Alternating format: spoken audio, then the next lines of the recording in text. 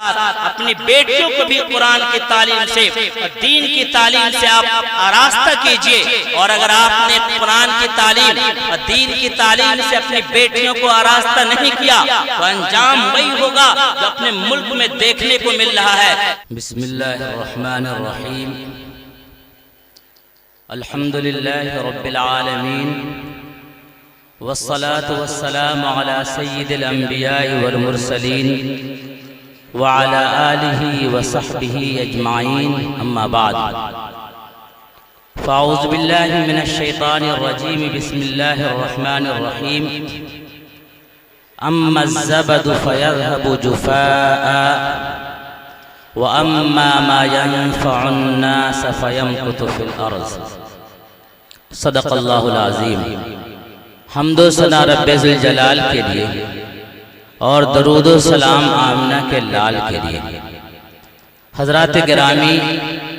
آج کا یہ پروگرام اور اس کا عنوان پیام انسانیت ہے۔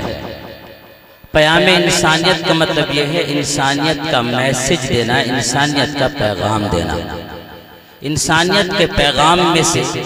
کسی بھی کم پڑھے لکھے شخص سے بھی پوچھے گا تو اس کا مطلب یہی بتائے گا کہ کسی کو تکلیف نہ ہو۔ اس لیے سب سے پہلے تو آواز اتنی نہیں ہونی چاہیے کہ جو آدمی جلسے کے باہر کہیں سو رہے ہیں ان کو تکلیف پہنچے، ورنہ ایک شاعر نے کہا کہ اس طرح میرے درد کا اس نے کیا علاج، اس طرح میرے درد کا اس نے کیا علاج، مرہم لگایا زخم پہ کانٹے کی نوک سے۔ انسانیت کا پیغام کسی کو تکلیف دے کر کے نہیں دیا جا سکتا ہے۔ اللہ تبارک تعالیٰ نے قرآن مجید میں ایک اصول بیان فرمایا ہے، جو ہلکے ہوں گے وہ سمندر کی جھاگ کی طرح ہوائیں ان کو بہا لے جائیں گے، لیکن اما ما ينفع الناس، یہ نہیں کہا کہ جو بھاری ہوں گے وہ زمین میں رہیں گے، بلکہ بھاری ہونے کی علامت اللہ نے بتائی، اما ما ينفع الناس، جو لوگوں کو نفع پہنچائیں گے وہ زمین میں قائم اور دائم رہیں گے۔ مسلمانوں، اگر آپ چاہتے ہیں اس سرزمین پر آپ قائم اور دائم رہیں تو آپ کو نافع بننا پڑے گا، لوگوں کو نفع پہنچانا ہوگا۔ رسول اکرم صلی اللہ علیہ وسلم جن کی محبت و عقیدت میں بہترین نعتیں آپ لوگوں نے سماعت فرمائی اور ہمارے بعض نوجوان جھوم بھی رہے تھے، اس محمد عربی صلی اللہ علیہ وسلم کا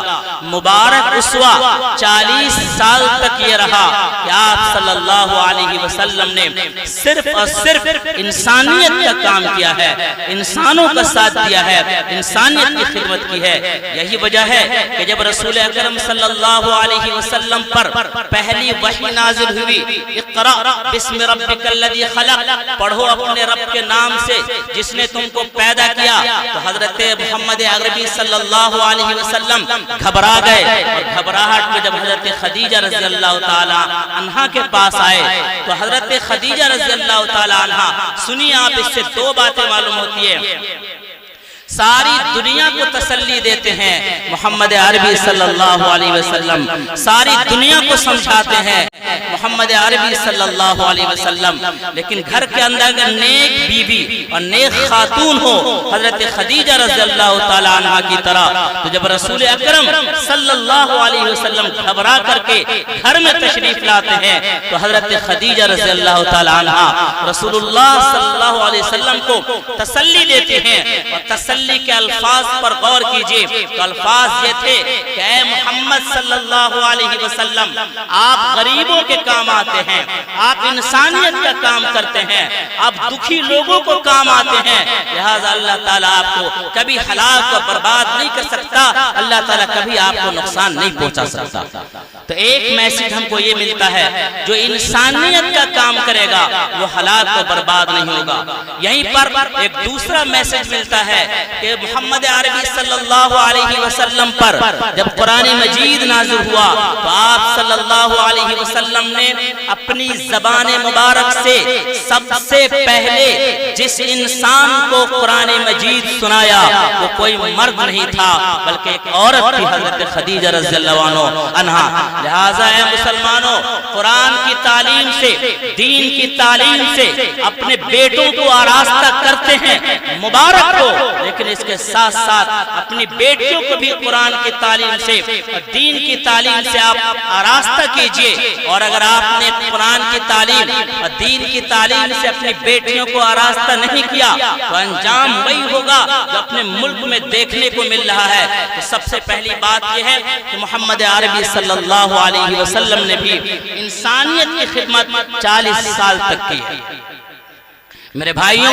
انسانیت کی خدمت دو طرح سے ہو سکتی ہے، اس پر ذرا توجہ کی ضرورت ہے۔ میں اپنی بات جلدی سمیٹ کر کے اپنی بات ختم کروں گا تاکہ دوسرے علماء کو آپ سن سکیں۔ انسانیت کی خدمت دو طرح سے ہو سکتی ہے۔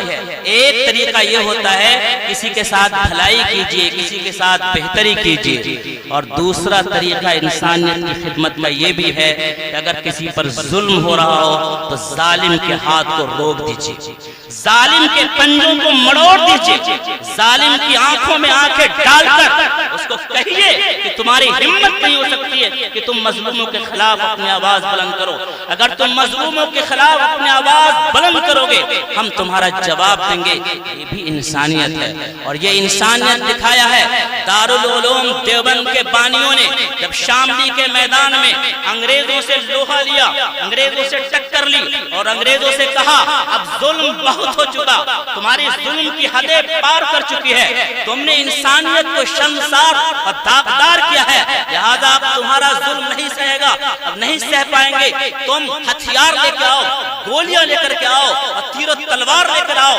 ہمارے پاس جو ہتھیار ہے اس ہتھیار سے ہم تمہارا مقابلہ کریں گے، اور ہم نے یہ ٹھان لیا ہے کہ ہندوستان سے تم کو بھگا کر کے رہیں گے اور ہندوستان کی سرزمین کو تم جیسے ظالموں سے پاک کر کے رہیں گے۔